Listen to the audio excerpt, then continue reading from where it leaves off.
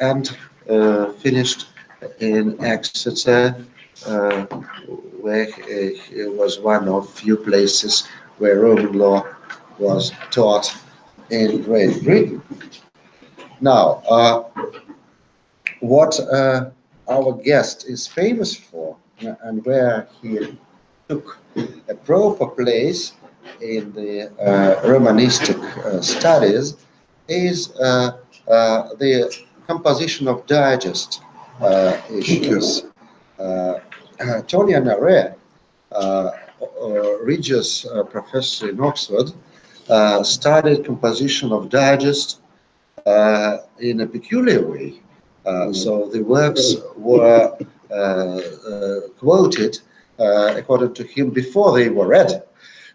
So David tried to put more order in all these problems and reached remarkable results. So last year he published an unknown letter of Bloomer to Savigny in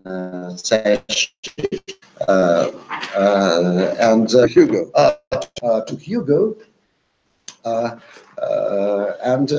So today he will speak about Bloomer and his system, and that will bring some light on these complicated issues. The floor is yours. Thank you. Dmitry, thank you very much. Can I start off by saying that what I said here 18 months ago is now in print in English, and there are copies here and enough for all of you. Anything? Oops. An advantage being few. All right, so you've all got one there. So it becomes a good tradition to discuss first in Moscow, then to publish. Sorry? This is the Japanese journal. It's a Japanese journal of comparative law. What I said here, I also gave in a lecture at Krakow, in Paris, and in Tokyo, Nagoya. So you all help me with the next thing I'm going to write. I'm not talking about this today, but you have got it there if you want. You will notice that on the first page, it talks about 3 small volumes of earlier writings. I hope you've had those, haven't you? Yes, right. I do. Right. So I have one copy of 3 volumes, which are mentioned in the first page, and one copy of vols 2 and 3 only, because I've run out of vol 1, but I am happy to give those. That's the complete set, 1, 2, and 3. This is 2 and Incomplete. This is Incomplete. But, minus the first one. Yes, once we add the first one, it will be, but still. Thank you. You mentioned that little note I had in Savigny Zeitschrift last year. If you haven't looked it up, it starts on page 530, which is easy to remember because 530 is the date of Deo Auctore. And there is a little note there about this first letter from Gustav Hugo to Friedrich Bloomer.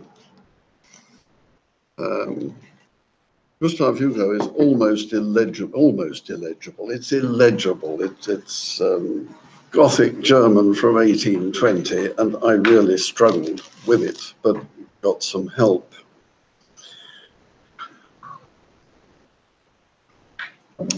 Today I want to talk about Friedrich Bloomer because in 2 years' time we reach the bicentenary of the publication of his article, and this seems a good time to try to get people interested in it.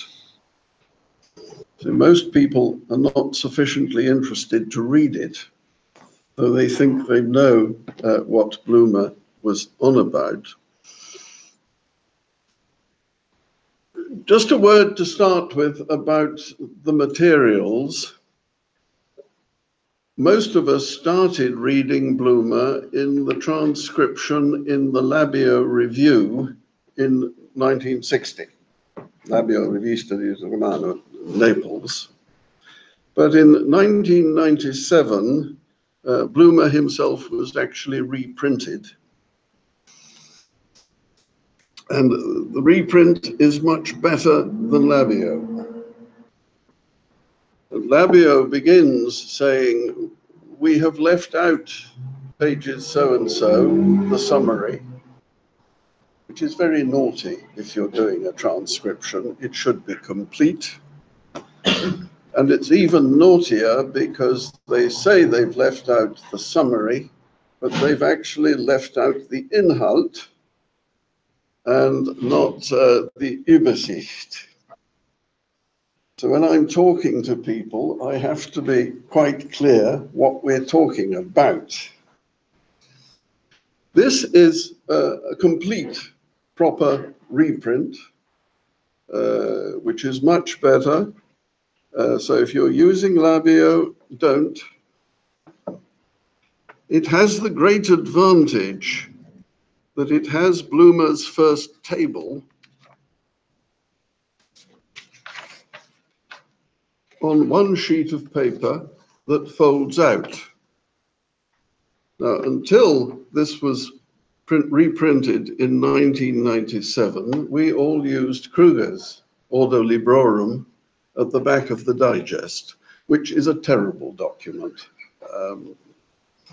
It puts you off just to start looking at it.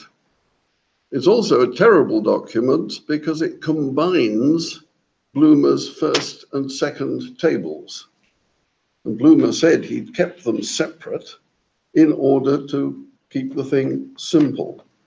So if you haven't got that, if you're not using that, that is a lovely version. We should take a copy of it. Could we take a copy of it? Можно ксерокс сделать?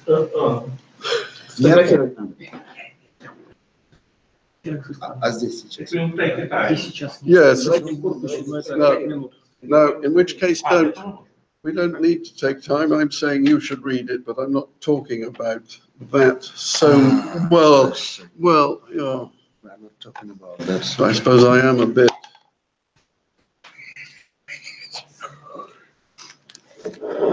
We are very simple here in Russia. Just what? Take a photo of it. Yes. Yes. We're all spies now, digital spies. Yeah, it might be useful if you have that in front of you. Russian hacker.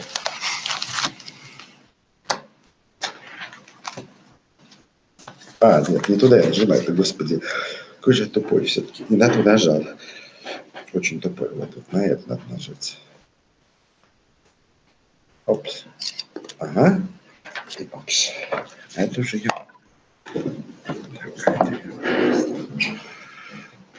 Попасть. Правильно. Да, все-таки вот так. Да, спасибо. Ах ты, господи, да что ж такое-то?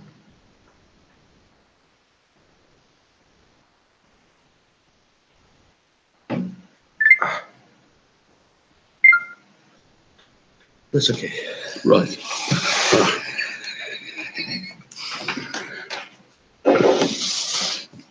So I recommend this reprint because it's got the genuine Blumer first table. The Labio version puts the first table at the end of chapter 1 instead of at the beginning where Blumer put it. And it puts the 3 or 4 masses consecutively, whereas Blumer's first table here has them in parallel, as if they were read at the same time, which is what we all now believe. So for all these reasons, I'm saying get this reprint, stop using Labio if that's what you're using. This reprint also has the advantage that it is a complete version of that volume of the Zeitschrift, including the little articles at the end, which are not by Blumer. And I draw your attention particularly to an article, little note by Savigny about the then new journal Themis in Paris.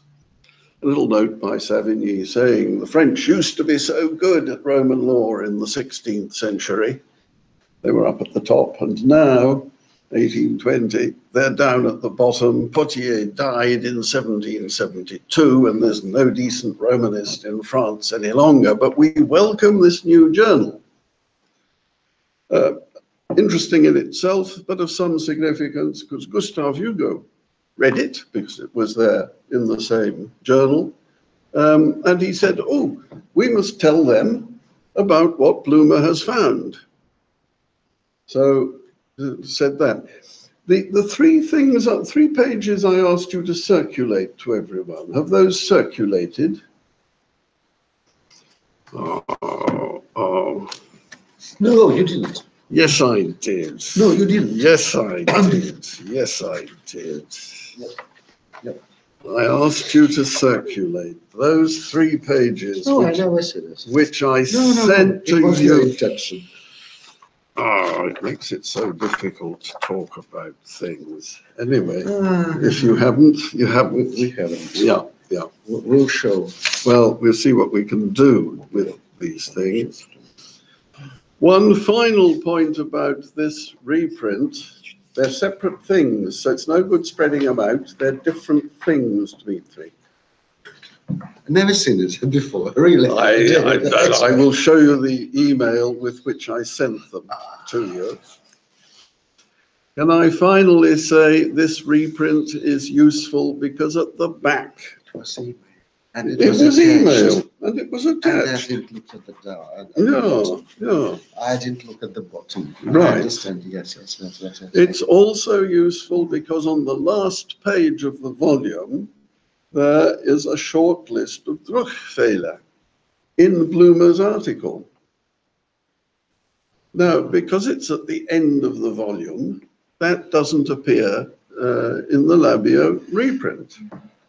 So there's my first plea to everyone. Get hold of this reprint because this is the one to work from.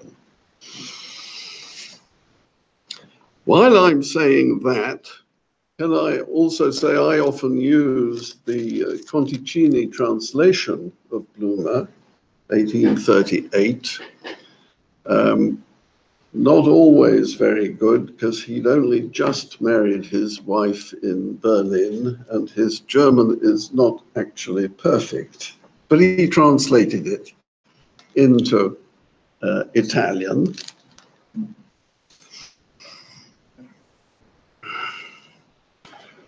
But he also, in spite of saying that he had translated it entirely, left out the Inhalt, which is going to be important when I start talking about substance in a minute.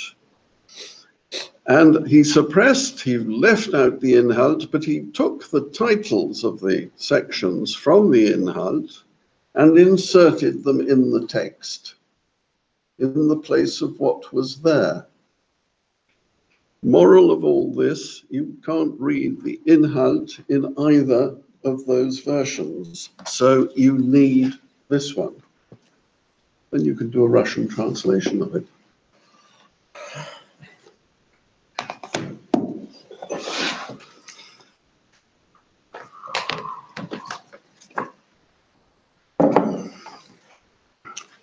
So, when we think of Blumer, we think Massentheorie.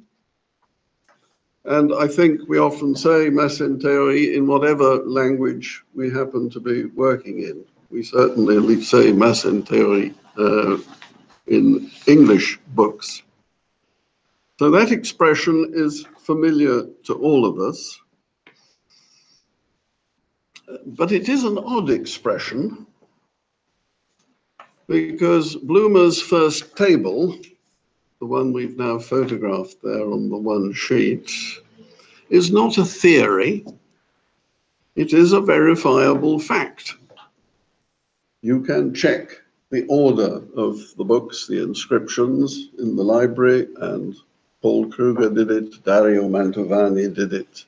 So we know it as a fact. And it's not really a theory, it's a discovery. And Hugo kept calling it an Entdeckung, and Blumer as the Entdecker.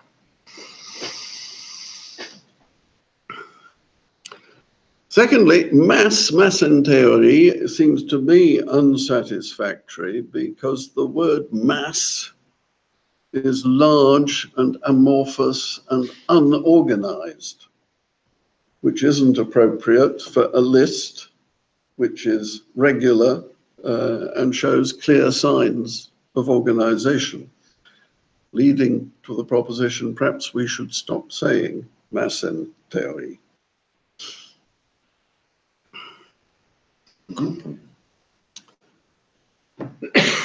If you have one of these, we shall give you a variant of Gruppen. Where are we going to get to? I suggest the Reihen, as in Reihe und Glied, good military stuff, which I would translate, I think, as series. And certainly Hugo, writing to Themis in French, talks about une série. Blumer himself never used the words Massentheorie. He never said, this is my Massentheorie. And his use of the word Massen in that article, in that proper version, is strangely inconsistent. In the Inhalt, there's one of these pages with two columns. Is that circulating? Yeah. No?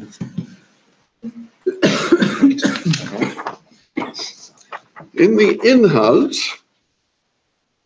the word Massen appears 10 times, is what you would expect in something where we think you're going to be talking about Massen. In the Übersicht, so this would be summary if Labio hadn't made life difficult for us.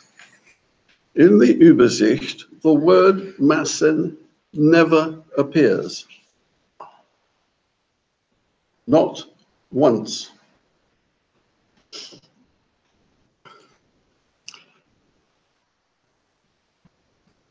There's the fact. We shall want a why. We shall want a what's going on. We want a did he change his mind? Did Savigny or Hugo make him change his mind? But there it is, 10 times in the Inhalt, never in the Übersicht. And if you look at his first table, which you've now photoed, but the one that we have there,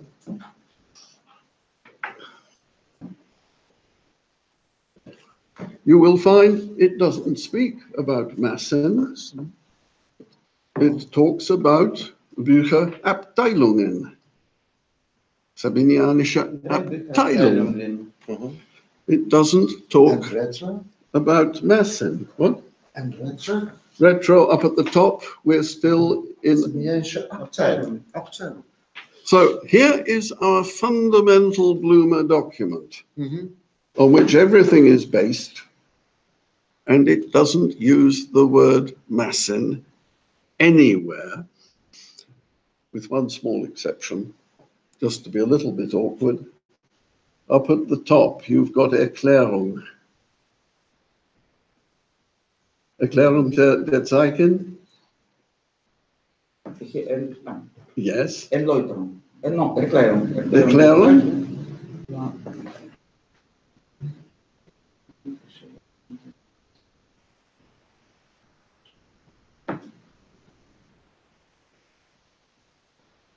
And right at the end of the Erklärung, it says it is sometimes not clear which mass a fragment is in. That's the only time. Yeah. In welche Masse ist Yeah, yeah. It was his own internal word, criticized by his. Come on, let me finish colleagues. with facts before we. At any rate, you should now all be thinking, why are we all saying Massen? What was going on here? So it does appear there in small print, so to speak. And that got corrected by Hugo in his 1828 edition when he changed Massen into Reihen.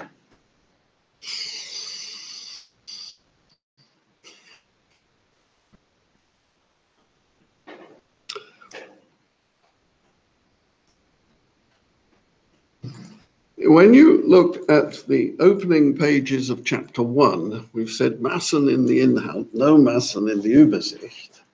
The opening pages of chapter 1, you find that he sometimes talks about Massen, sometimes he talks about Abteilungen, which he has in the table, and sometimes he talks about Klassen. All the texts fall into 3 classes, which is a little better than 3 masses. 3 classes is a bit more organized than 3 masses.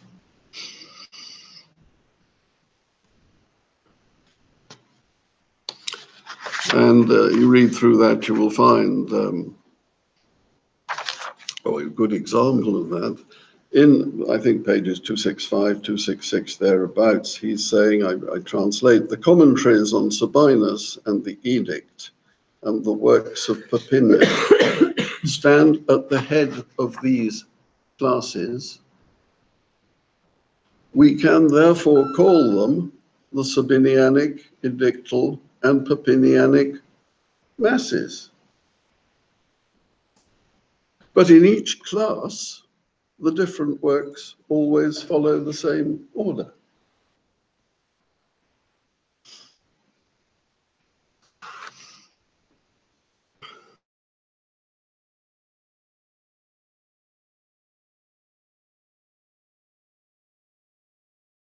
Of the Abteilungen or masses or classes or whatever they are. And in chapter 3, in the text, he regularly uses the word masses. But in the Übersicht, he doesn't talk about masses, he talks about excepten Sammlungen, which is, well, collection of works. It's better than masses, I think.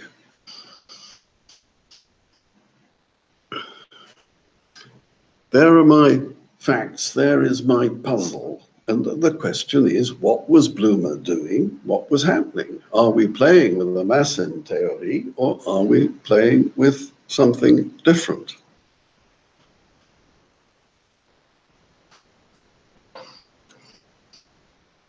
Now, I think that the word Massen appears so frequently in Blumer's article that that must be the word he used at the beginning of his research. A bit before he's seen organization, so that talking about Massen actually is quite understandable.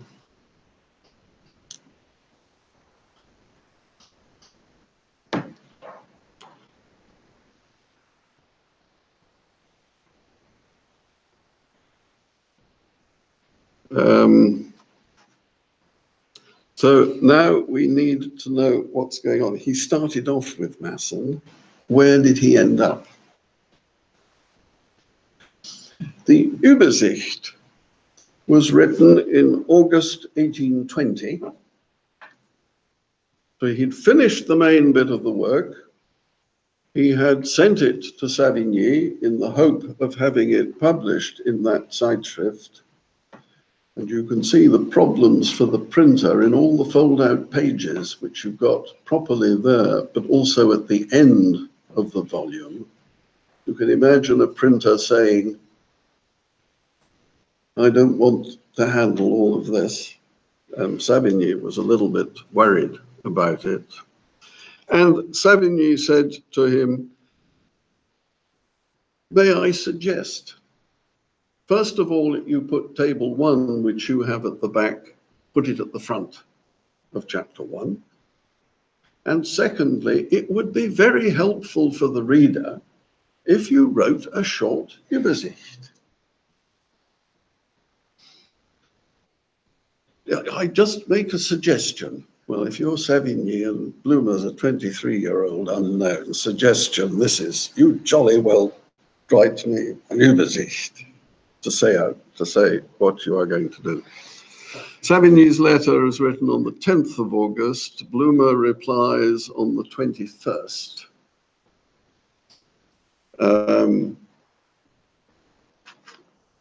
And the post seems to me to have taken about a week between the two for their correspondence.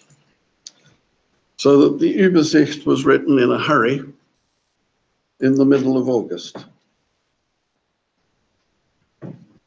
And one would think this must represent Blumer's latest views. I don't know that I can say final views, but his latest views, in which we have then got Bücherabteilungen and Acceptance, and we have got no Massen. There is then, of course, a problem with the Inhalt, which has got Massen every time, 10 times. So what are we to make of the Inhalt? The contents page of a publication ought normally to be drafted at the end, when you can see what you've got. With a bit of luck, you can put in page numbers, which would be quite useful. Blumer has no page numbers, which is an awful nuisance, because all the cross-references are a reference to a section, and you then have to hunt to see where it is. Contents page ought to be written at the end and put in page numbers, which it doesn't.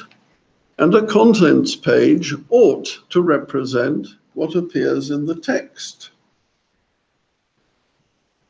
One would think you read through that, you take out your bits and you put them in the contents page. So this document, which Dmitri might have circulated to you, but perhaps he will when he can find it, has in the two parallel columns. On the left is the Inhalt, it's the first page of the Inhalt. And on the right-hand column, it has the actual page number and the actual heading inside the work itself. And the two bits don't quite agree. For example, in the Inhalt, there are some divisions into A and B, and there A and B, again there. Those divisions do not appear in the text. And you may think, if it's not in the text, how does it get into the contents page? And there are other variations between the two. Youngsters are looking at that, so you can see the differences between the Inhalt and the actual contents.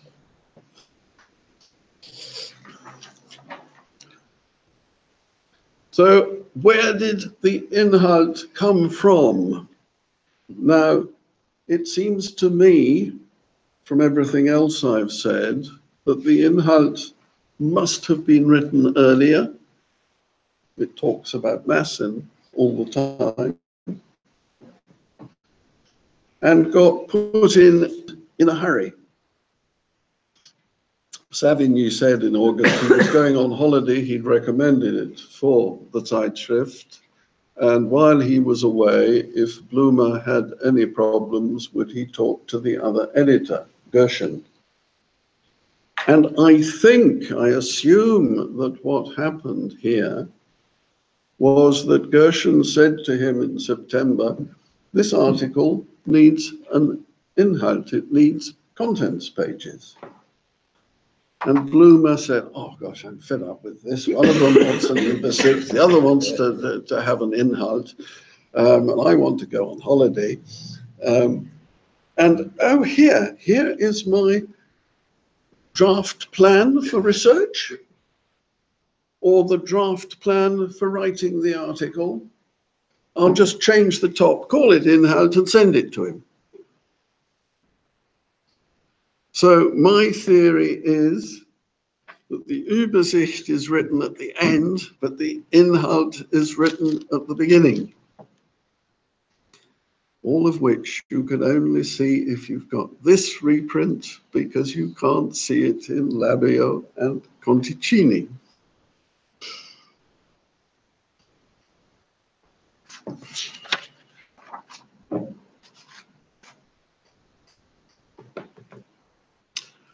So that, I think, is what is going on there. One tries to think, what is Blumer thinking about Massen or Ryan or other things at that stage?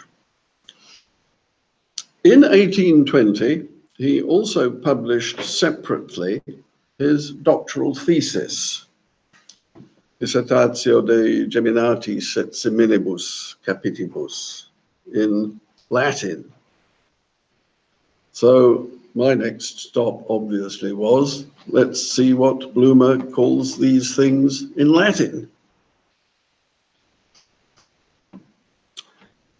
which one can think of various possibilities. The word massa exists in Latin. Not sure I would be quite happy with it, but it does exist.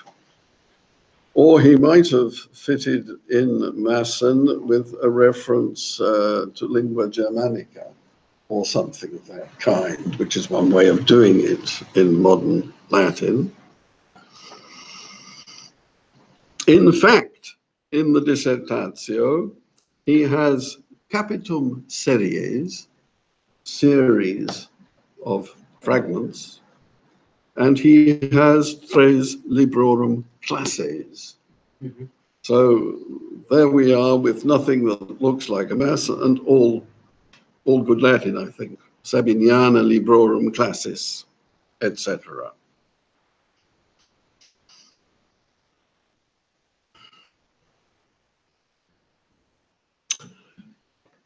Hugo reviewed Blumer's article in the Göttingen in February 1821. He didn't call it a theory. We're on to Massen theory again. He called it an Entdeckung, a discovery, which I think we would mostly be happy with these days. And he doesn't, and he speaks of drei Reihen, 3 series, 3 rows of series, I think, when you've got that in the Latin.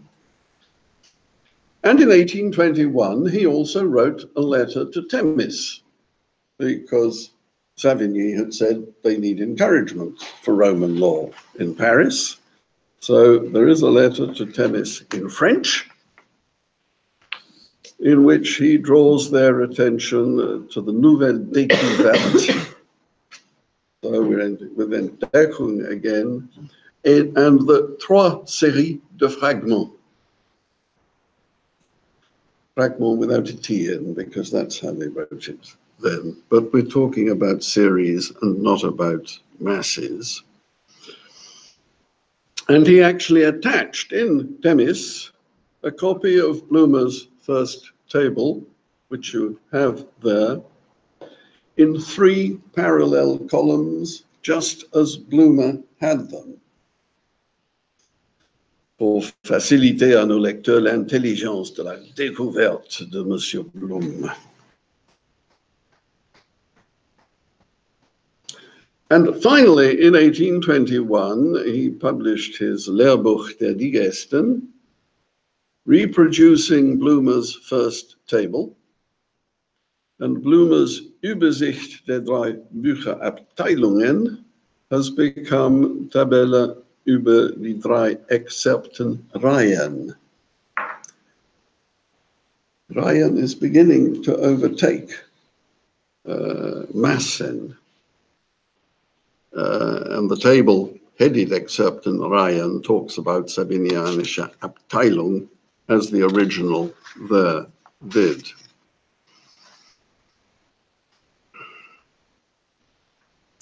In 1828, Hugo published a second edition of his Lehrbuch, in which he altered that bit in the Erklärung der Zeichen so that you cut out Massen. Massen is being pushed out of this story. 1830, we have the publication of Reimarus, Bemerkungen und Hypothesen, talking about Inscriptionenreihen. Though he does sometimes say Reihen and sometimes Massen, but Reihen is beginning to come in. And he's the first person to suggest there were four. That's a bit of a side issue for me, but it wasn't first done in 1837 by Hugo. It was done by Reimarus for the first time in 1830.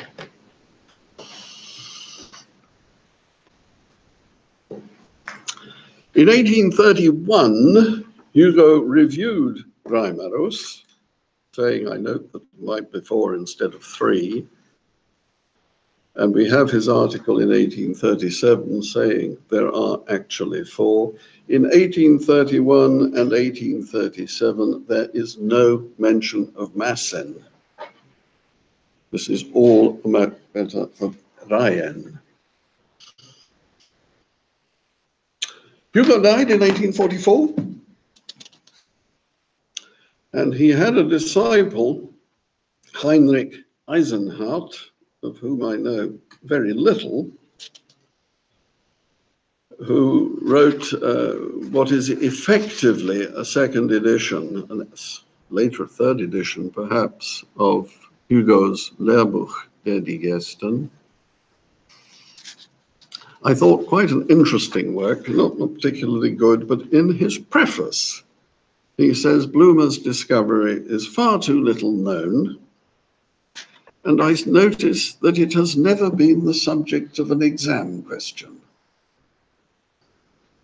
which I suspect may be largely true. I used to set exam questions on Blumer, but I would think very few other people had questions on Blumer for students. And he noted in 1845 then that the terminology varied. Gustav Hugo spoke about Reihen, and Blumer talked about Abteilungen. No one at this stage is talking about Massen. So Blumer's Massen have practically disappeared. I suspect that the reason for that is that no one actually read the whole of Blumer's article. Does that sound plausible? I find lots of my colleagues who say that admit they never read the article, but they have read the Übersicht, that's obvious, and they've looked at table 1. And we have seen the Übersicht and table 1 don't have any Massen in them. So Massen has disappeared by 1845. They reappear in 1870 in an essay by Herbert. I always incline to read him as Pernice, but I think he is Pernice. He was a Czech professor. In fact, Pernice is the best pronunciation. So I consulted throughout Germany. He should be called Pernice, but everyone called him Pernice. Right. And Russians who studied with him in Berlin, the late 18th century, all call him Pernice. Right. Pernice. Pernice. Pernice. So, yes. Yes. Pernice. Yes. And In German, it should be read like that, Pernice. But it should be. It's a rule. But in fact, we never heard it pronounced by the late 19th century Germans. No. So Russians transcribe him as Pernice. Pernice. All right. We know the chap we're talking about, even if there is some doubt as to Alfred. Herbert. Albert. Herbert. Albert. Anyway, in 1870, he wrote an essay on the meaning of the word Digesta, and he actually read Blumer's article. At any rate, he read sections 12 and 13, which are the bits talking about what we now call the appendix. So he didn't just read the Übersicht and the first table, he got into the substance, and in the substance, in that section, the word Massen appears 21 times. It's all over the place. Massen has come back into view. And we there find for the first time, I think, a reference to Blumerschen Massen.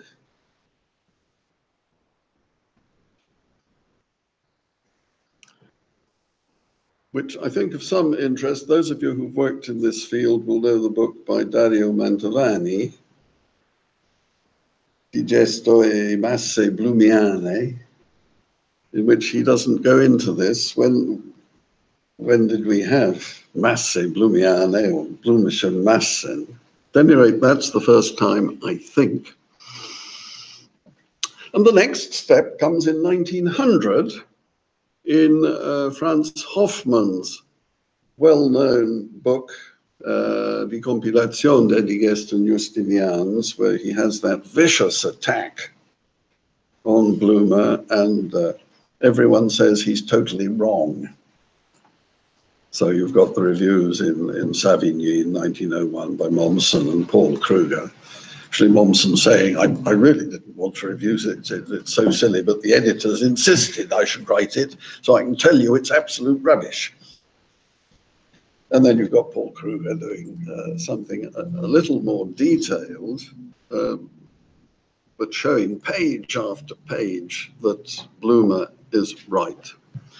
And it is in that book, so we're in 1900, after Hoffmann's death, that we find the first time a reference to the Drei Massen theory.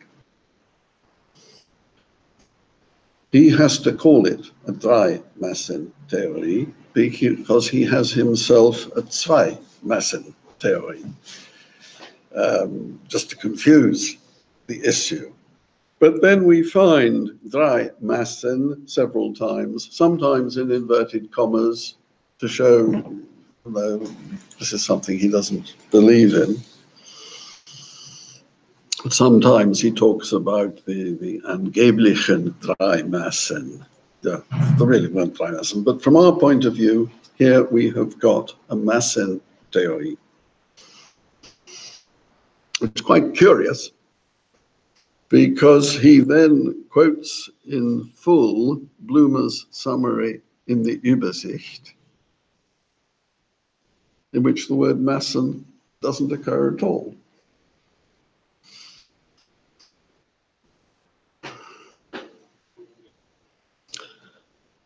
So even though Hoffmann didn't believe in a Massen, in Blumer's Massen theory, the expression Massentheorie has caught on,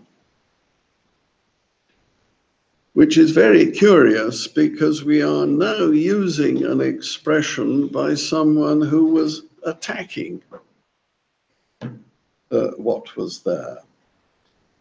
I mean, that's why you invent an expression, so that you can attack it. I think of a parallel with the phrase predigesto, coined by Rotondi to describe Peters and others, in order to attack it. Predigesto is wrong. But here we have got, as I say, Hoffman's own expression. Mommsen and Paul Kruger don't use it at all in 1901 in Savigny, but it does catch on a little bit. And in particular, it occurs in a centenary article about Blumer in 1920, obviously, written by Ebrard, the Swiss professor, who talks twice about Massentheorie. I haven't checked totally thereafter, but Viaker talks about Massentheorie in 1935, and after that, we all talk about Massentheorie. And I don't think we should. We should be talking about Reihenentdeckung or something of that kind. So there is the first half of what I wanted to talk to you about, just to encourage you to read the whole thing and see the oddities are in there, and perhaps to talk about Massentheorie, and perhaps not. I put in a short pause there in case there are questions. Probably only one very small question. Why there is no a number of pages here? You could see.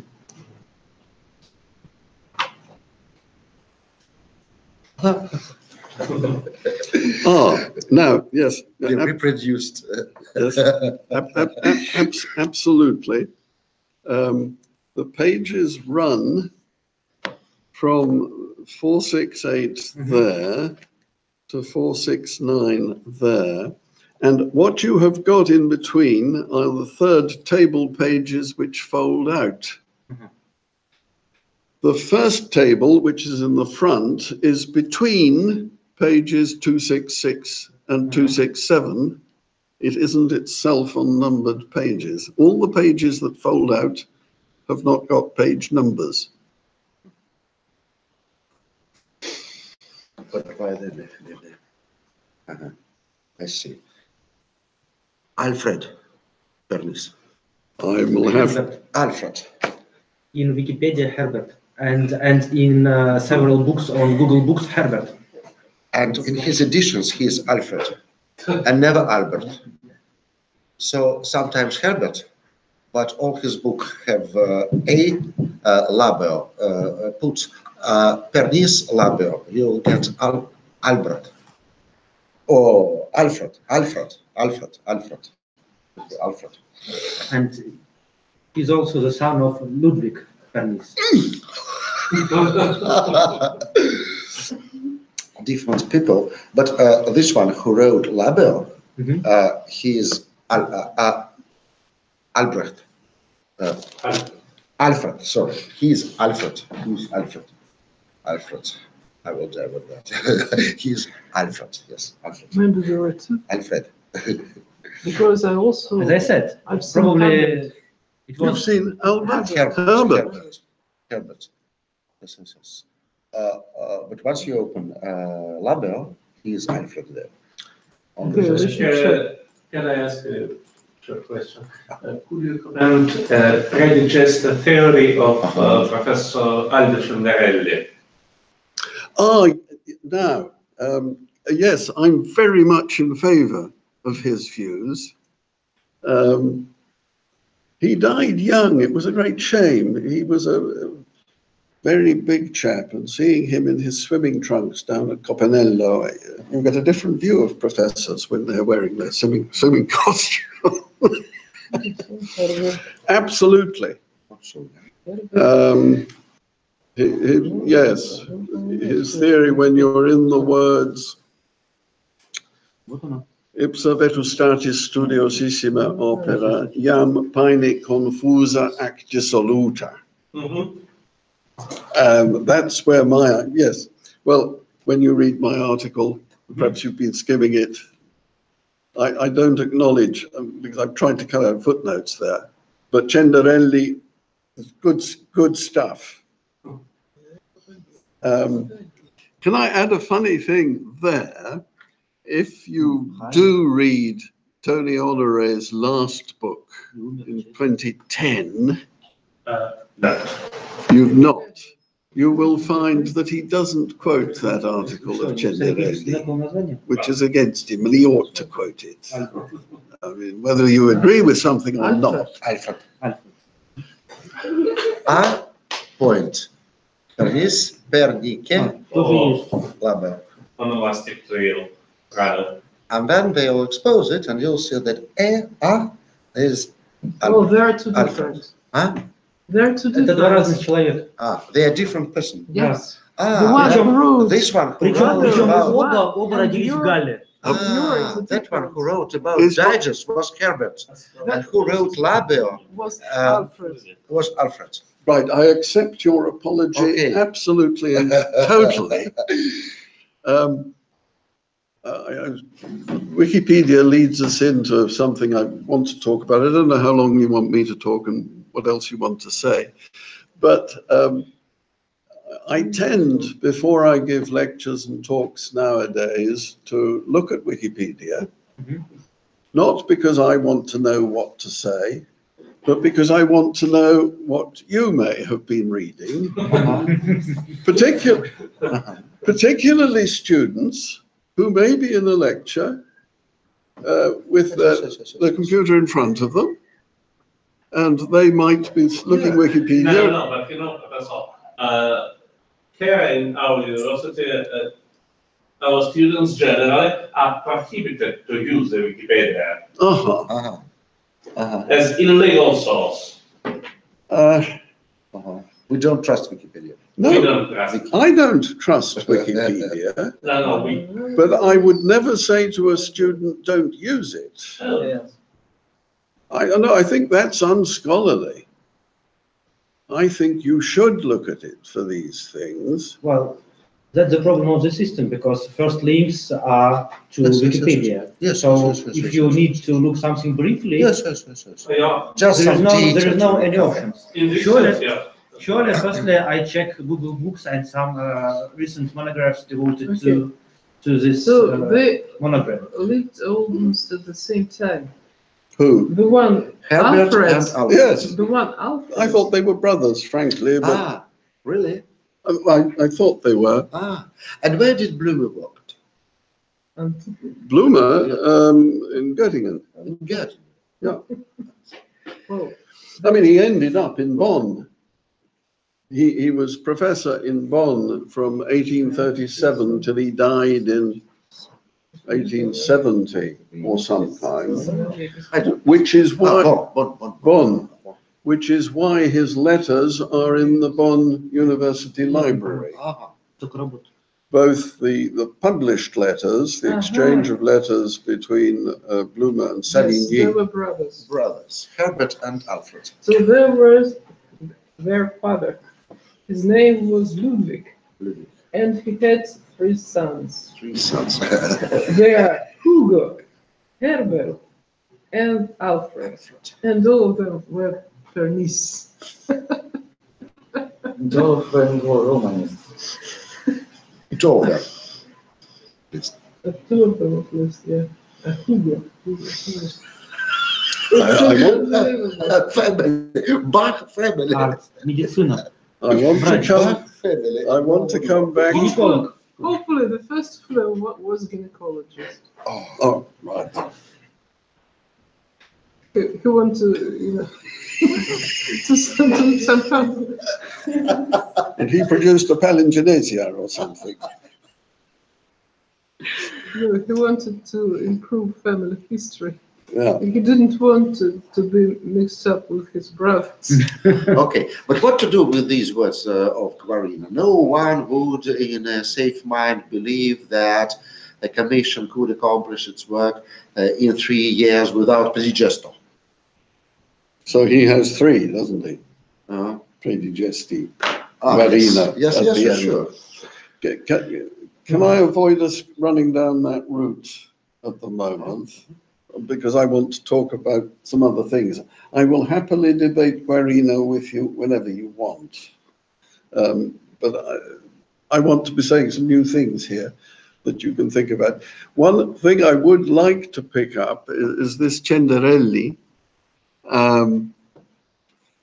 Ipsa vetus statis studiosissima opera, iam paene confusa ac dissoluta.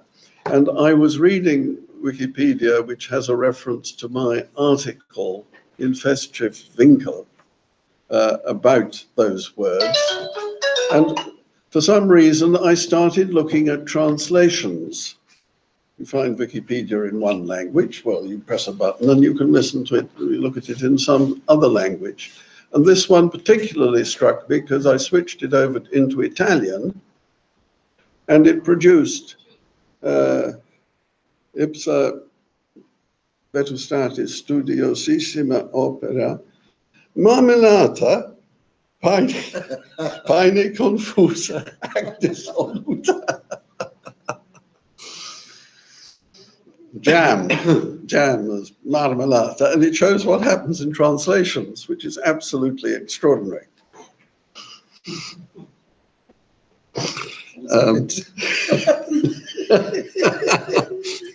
That lead to some.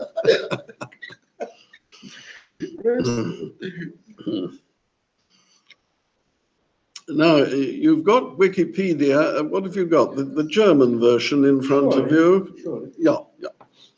Bloomsbury Massendery, then.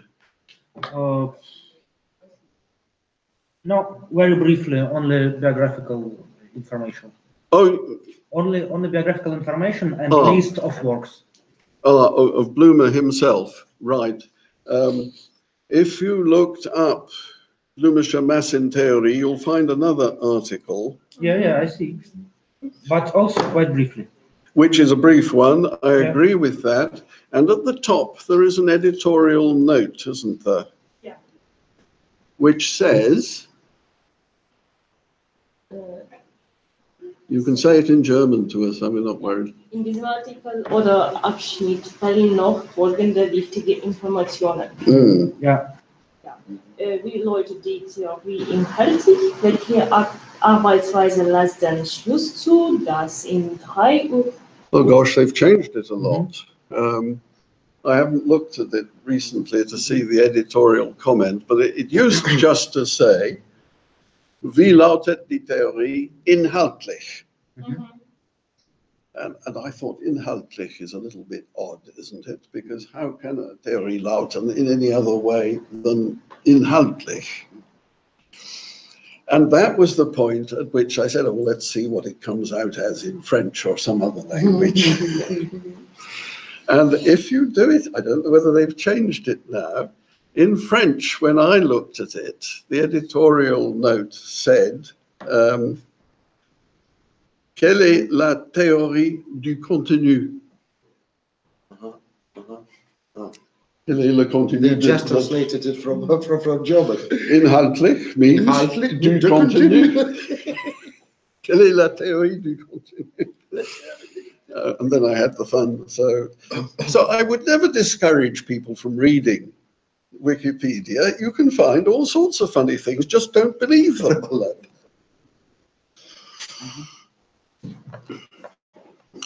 But that leads me on to the next little issue I would like to look at a little bit. Wie lautet die Theorie? What exactly did Bloomer discover? The students ask, it's an awkward question for us, I think, that one. And people tend to reply, oh, Bloomer found that there were 3 masses or something in 5016 and 5017. Would it not be nicer if we could find Bloomer's summary of his proposition? And in the Übersicht, you will find 2 quick summaries, 2 quick statements of his proposition on the inscriptions and his proposition on the way in which they produced the digest. The second following on from the first. Now, this you have, I think, in this one, which, no, it's not the one. That's the one I want, which Dmitry is so kindly going to ensure that you all have. Let me get the right one. No.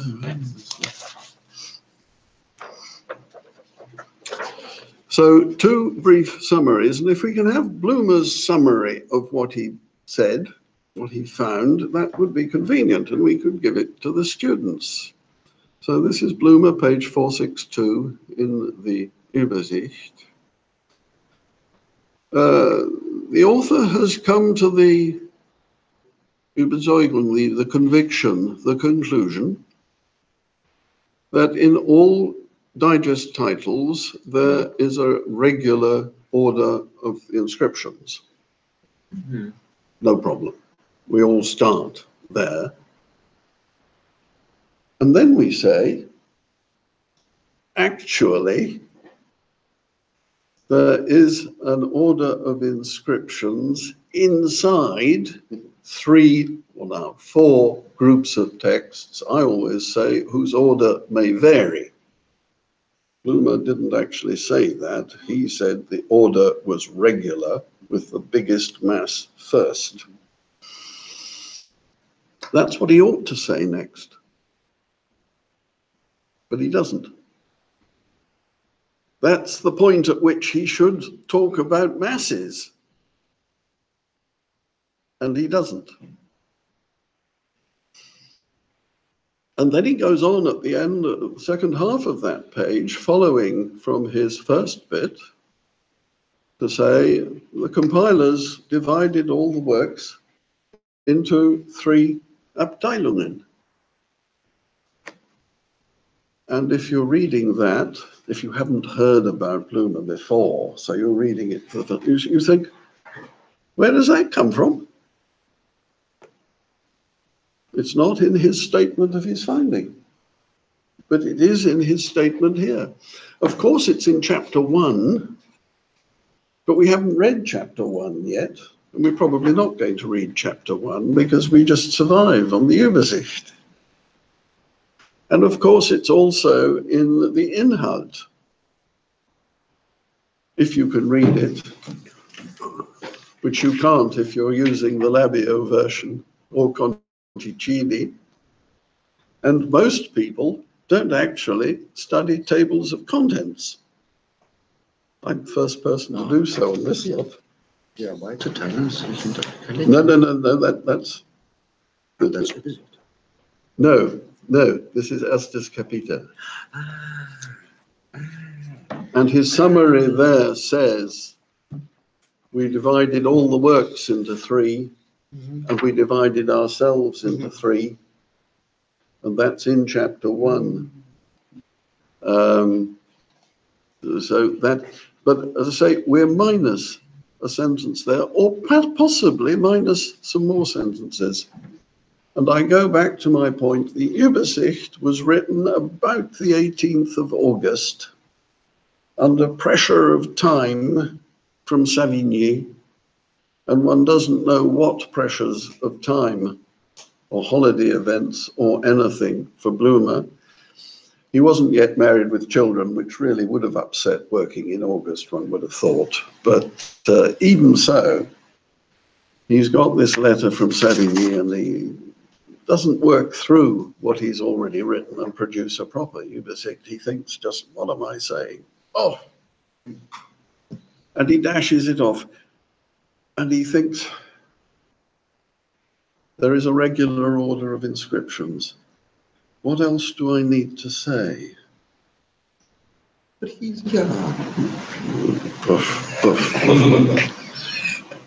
It's a regular order of inscriptions inside 3 groups whose order is regular and whose sizes are regular. And if he'd put all that in his first summary on inscriptions, then the second summary on process would follow. And it's missing.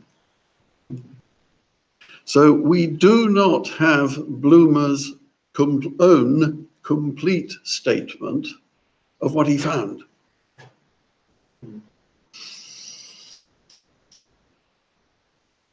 At the moment, I think I'm at that stage, and I put that to you, and there is a little bit of a problem there.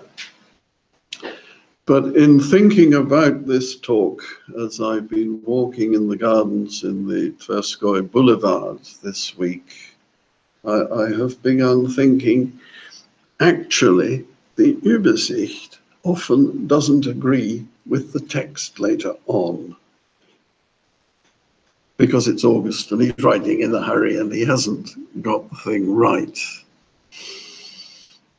But possibly I'll be able to pursue that one at a later stage. But I leave that thought. The last thing I wanted to talk about a little bit is... It's not a good copy. Is it not? It's on the copy. No, not the one with Temis. The one with Temis is the one I want here.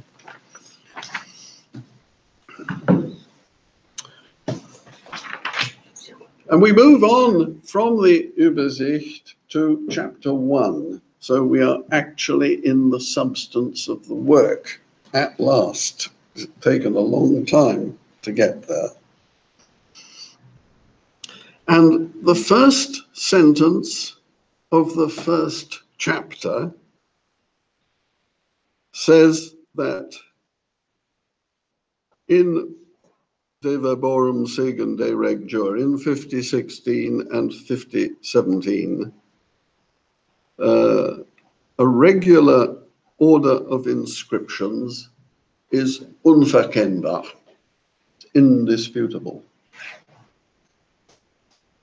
Now, I was brought up in England to believe that Blumer had found everything. You know, he was working on twin texts and he found. But here is the first sentence of the first chapter. I found this, chaps, and it's indisputable. And I think, what a pompous young man who starts off by saying he's worked it out and it's indisputable. And it really is quite remarkable. And I thought, how can you do that? This is why Hoffman was so annoyed when he read Blumer, because Blumer started off saying, here's the theory and it's unverkennbar, and that got up Hoffman's nose to a very large extent. And then I thought a little bit more about this first sentence. It's written impersonally. It doesn't say, I'm absolutely right, and you, the reader, can't dispute it. It just says, this is right and indisputable. And the second way of reading it is, this theory is there. It's come from Hugo. And he's saying, I don't dispute. Hugo thought it. I don't dispute it. I accept completely that this is true in 5016 and 5017. because you can read the sequence of inscriptions there without any problem. And then he goes on to add his own bit. At first sight, after the initial fragments on the edict and Sabinus, I thought there was just sort of a mess of fragments. Actually says eine Menge. So he might have had a Mengen theory if he'd pursued that one. With little questions of the nuance between Massen and Mengen, which we needn't go into here.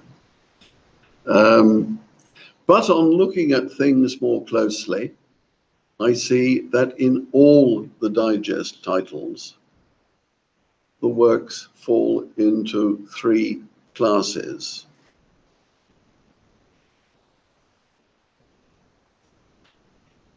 Which raises the question of the relationship between Hugo and Blume.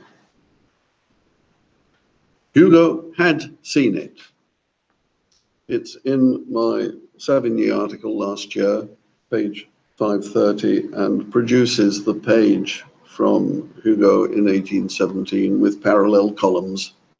This is an area for parallel columns of 5016 and 5017.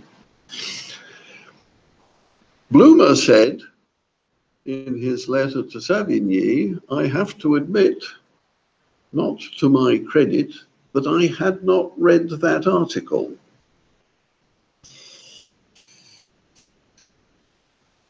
I'm not sure whether I believe him. But perhaps he hadn't read the article. There are other ways of hearing of people's ideas. He might have heard the ideas in lectures. He might have heard these ideas circulating in the law faculty among professors and others. And I think there is a little parallel. Tony Honoré's first article on compilation of the digest was in 1971. I had heard about it in Oxford in 1968 because things are discussed before they're published. I think also perhaps that students or new scholars pick up a lot of ideas, but they don't initially think of saying, oh, that's true because X said it. They just think, well, that's true. Only later on that you learn to cite things properly. So he thought he'd discovered something new, that Hugo was his professor. And if you start an article attacking your own professor, you know, he thought that this didn't apply to everything else.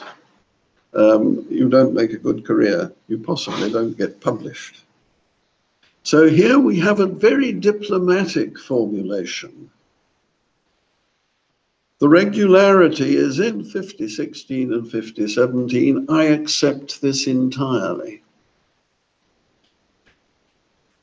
And that's enough to keep Hugo online. So in his letter to Themis, because he'd seen that in Savigny's notes, he writes, on avait entrevu cette vérité à l'égard des deux derniers titres. On is a marvelous chap. On means I had already noticed this in the last two titles, and I'd even used it for a particular purpose. Blume then went on to say, at first sight, there doesn't appear to be a regular order later on in the digest titles. And Hugo says to Themis, I thought, on croyait, I thought that this only applied to the two titles. And then Blume says, with further notice, further investigation, I can see this applies to all digest titles. And here Hugo admits this is something he had not seen. This is something which is genuine Bloomer. Monsieur Blum a trouvé qu'on l'avait fait également dans tous les titres. And in his review in the Göttingsche Anzeigen, he says, and the end of section 150 of my Lehrbuch ist ganz falsch. I got it wrong, Blumer has got it right. And this is a very diplomatic thing part of Blumer, who manages to persuade his professor to put the thing right without saying, oh, Hugo got it wrong. So that's then on the opening sentence, the first sentence of chapter 1. And I think that's quite enough for me tonight. It's become you weren't expecting this sort of talk because it's a very, very specialized one. And one almost ends up, I think, as Theodor Mommsen did in 1901 in his non-review of Hoffmann, when he said, what Blumer found doesn't tell us very much, but what he said is undoubtedly true. What have I proved here? Nothing very much, except you mustn't say Massentheorie any longer, because it isn't that. And what I am working towards, the reason why I am involved in reading Blumer in great detail, goes back to his sentence in his summary of how was it done, which he says they read the works and what was chosen for the digest was put under some title, some rubric. First thing, I don't believe that, but how on earth did that work? I read the digest, I read the previous works, and I'm reading Ulpian on Vindicatio or something. Well, I take a fragment. I suppose I leave it under Vindicatio, don't I? But some fragments go under a different rubric. And you think, if I'm reading Vindicatio, I find something nice on the law of sale, and I say, oh, here's a jolly good thing, shall I select it? And where shall we put it? And I think, well, why do we need to? Isn't there enough on sale without taking sale fragments from Vindicatio or somewhere else? The example I normally use for this purpose is a very well-known text. It's the last one on the Lex Aquilia, 9257, which is one most, I don't know, anyone who studies Roman law as a student comes across. I borrowed a horse and we went off riding together, and one horseman died into it and coming into another, and someone fell off and the horse's legs were broken, which strikes me as a very curious text in itself, because a horse with broken legs is a dead horse. And you might just as well say so, because that obviously alters the liability. That is a text whose origin is in commodatum, and it appears under the Lex Aquilia. And my question then is, what on earth is the reader thinking when he's reading commodatum? They think, oh, here's a super thing. Let's put it under the Lex Aquilia. And I think, well, haven't they got enough under the Lex Aquilia anyway from the Lex Aquilia texts? And I don't believe that's what happened. You disagree with me, part of what I was saying yesterday. But that is the purpose of my reading Blumer with this sort of care, to see exactly what he was saying and what he actually meant by some of these things. I've talked quite enough. Thank you for listening. I expect there may be more questions, either from Wikipedia or from somewhere But else. Let's go on with this. How do you explain that text and comma datum stands in 9.2?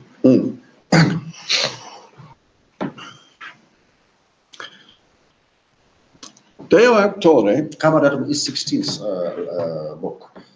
So it was read after the 9th book was composed.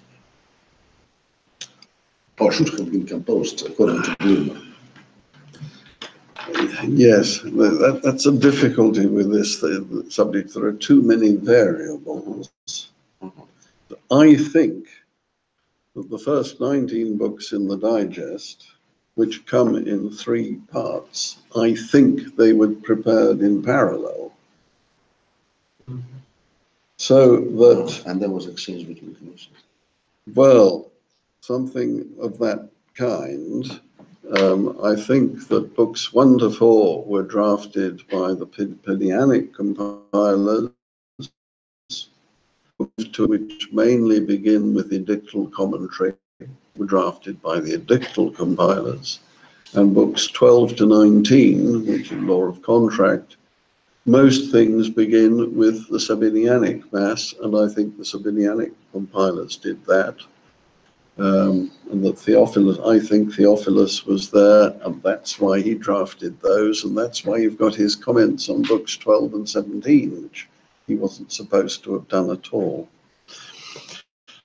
But going back to your question and trying not to be sidetracked, but when you read that and you think, why hasn't he dealt with this? Why aren't there footnotes on this, that, and the other? The answer is because it would go off in all directions, to put a skeleton answer without being deflected.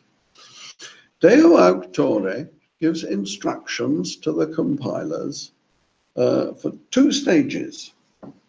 Deo Auctore 4 says, read and cut out all repetition and contradiction and out-of-date stuff, so that what you have is only, everything is said only once. That's what Deo Auctore 4 says. It says abbreviate. Deo Auctore 5 says when you've done that, put it all back together again in 50 books. And as many titles as you want, and you can get on with it. So at the reading stage, you simply select and leave in the order in which you have read them the bits that you want. Then at the second stage, the editor of the title will go into it to select the fragments he wants. And that at least explains why a comma-datum fragment gets into the Lexiquilia, because the Lexiquilia editor is looking for things that talk about damage to horses. But he reads everything. The whole file. Well, this is something that troubles me, but absolutely. But of course, we've shortened the thing. We started off with 2,000 books, which were really 1,632 or whatever it was, which was a lot of books. At stage 1, we have abbreviated that. So we're not looking through 2,000 books, we're looking through 50 books worth of material in order to select things. The odd thing is that Bloomer in the Übersicht, that's why I keep going back into this one, quotes Deo Auctore 5. Put it all into 50 books and titles. He does not quote Deo Auctore 4. So he misses out stage 1, and he's straight into put them in whatever place you want. The next oddity in that is that in chapter 4,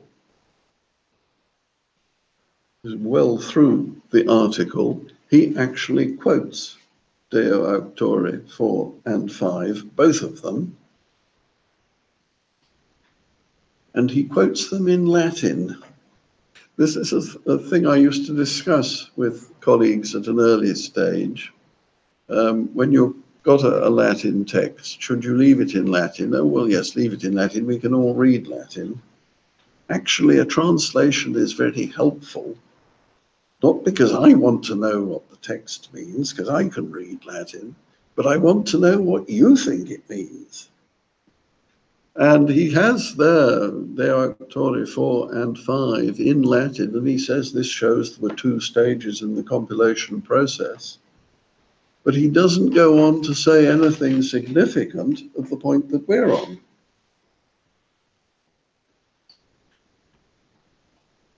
Why not? Why doesn't De Auctore 4 come into the Übersicht?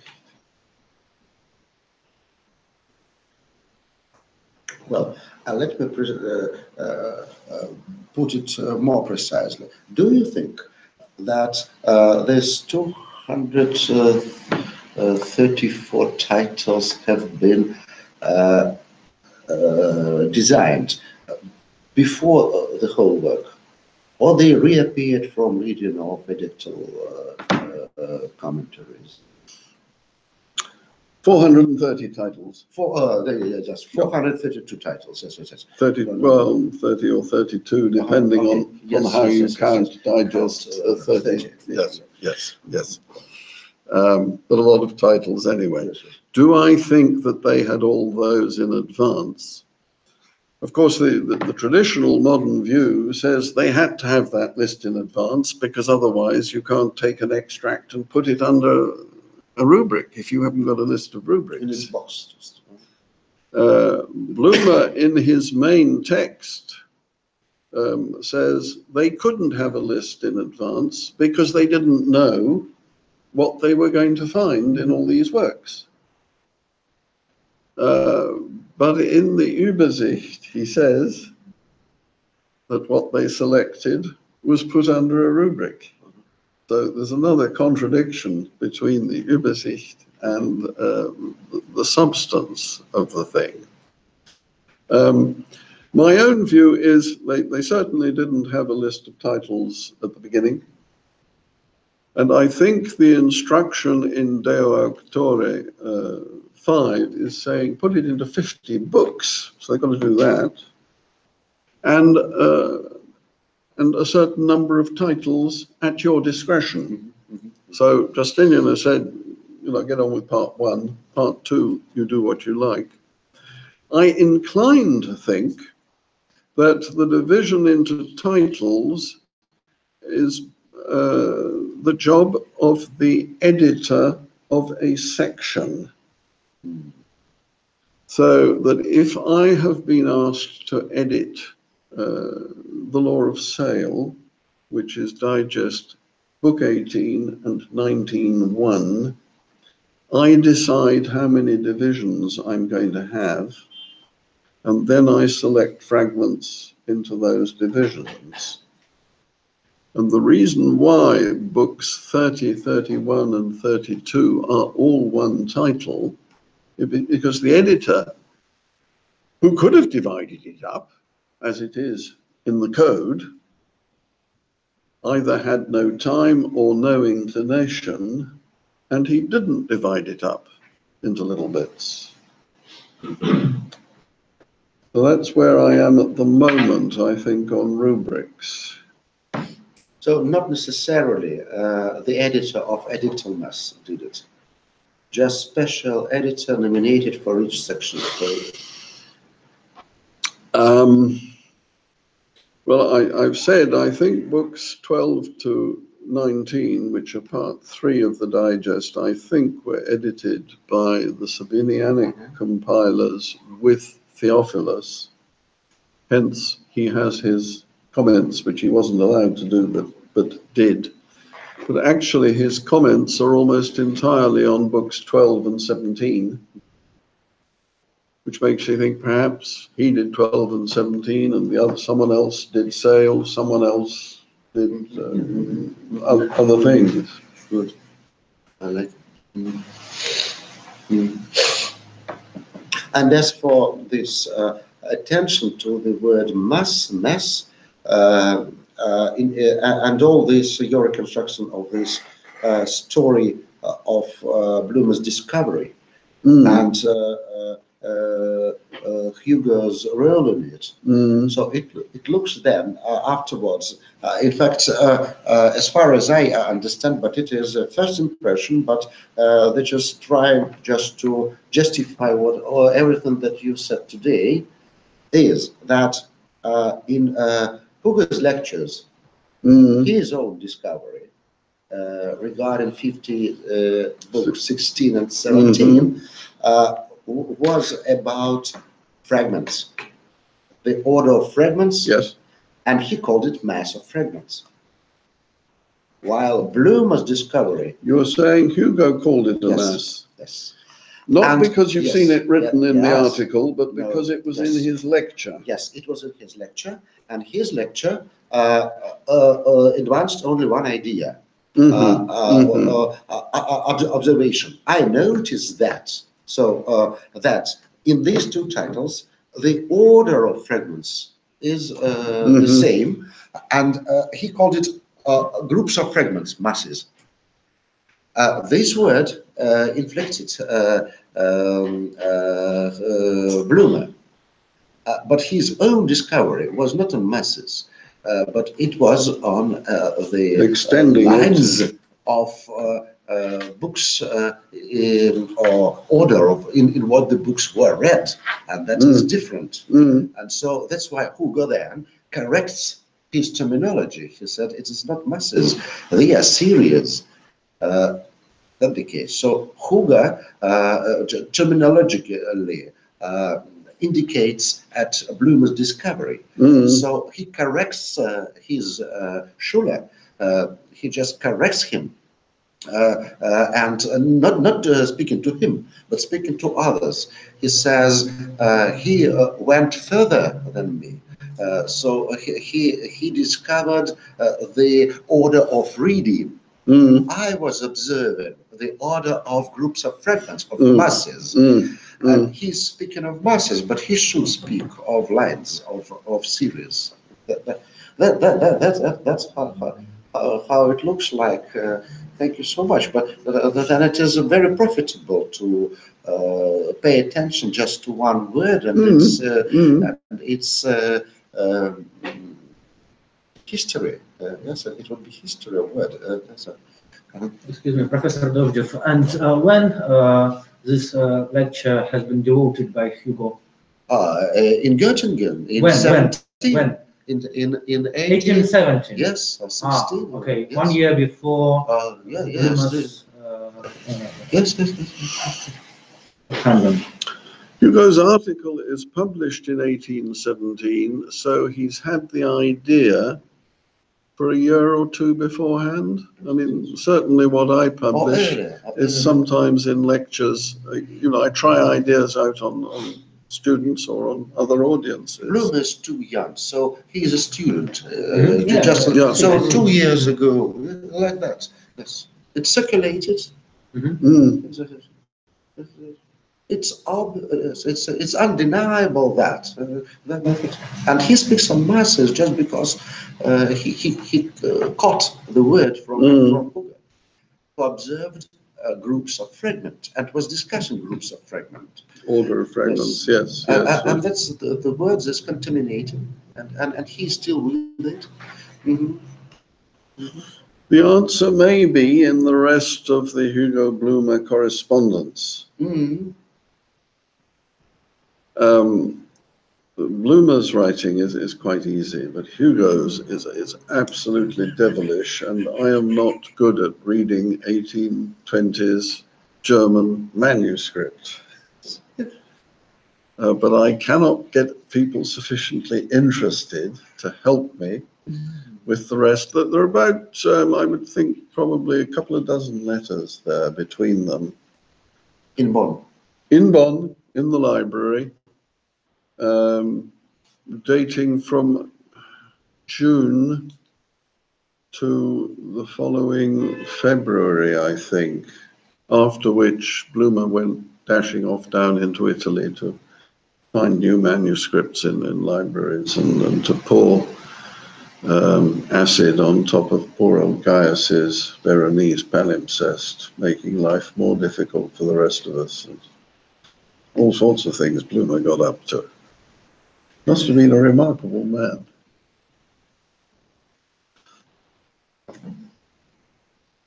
They were very early development, all these people, in this epoch. Incredible. And the same in the antiquity, in fact, the same. 18 years, you are mature. Well, and what about prejudice? Then, if you have some will to explain us the oddity of once you've got a prejudice, you will not follow the auctorial order. Yeah. So no sense. Where you are, my short answer is an article which I think is brilliant by Michael Reiner, which I strongly recommend to you. The reference is in here somewhere.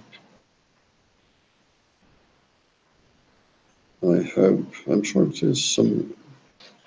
That's article that says that you are the most trustworthy author on the composition of digest. That very article.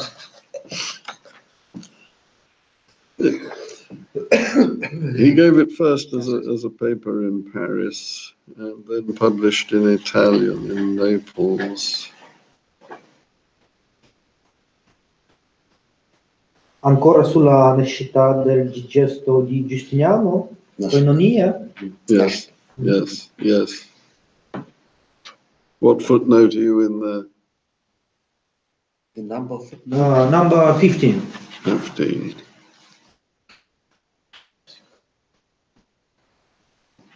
Well, not footnote 15, page 15. Page 15, yeah. Right, perhaps, right.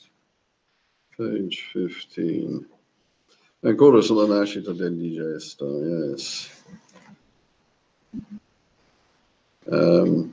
I think it's a very good article, but I think it's a good article because it says we've got these two English people, Honoré and Pagсли, and he says, without saying it, it's a quote from me, the trouble with Honoré, it's all arithmetic and not history.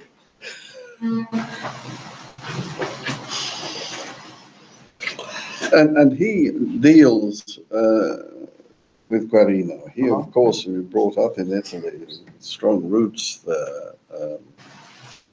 There is an enormous difficulty in this work if one's expected to comment on all the foolish ideas as anyone's. But if I were writing a doctoral thesis, I would have to do it. And that's why I've done it like this, without the footnotes and all the other people involved. I think Guarino is totally wrong.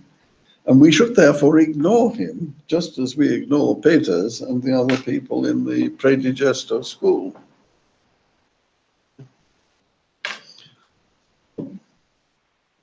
That Reiner article, I think, is difficult to find for most people. I had never heard of the journal, Koinonia, if I hadn't been sent off print.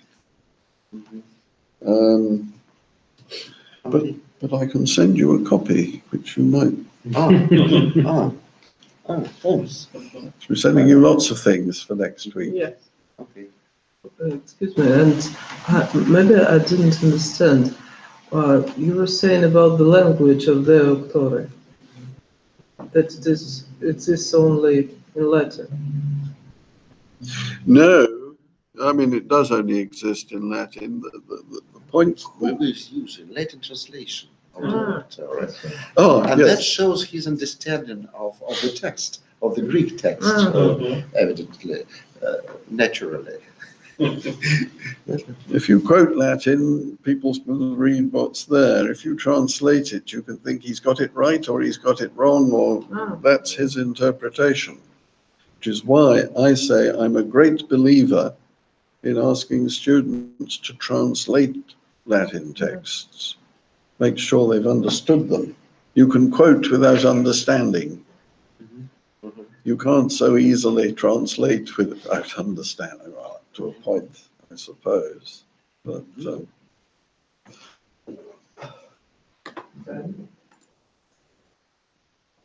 so we will thank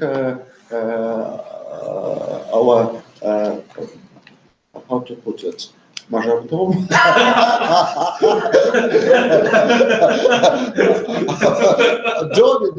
Domine, thank you for hospitality.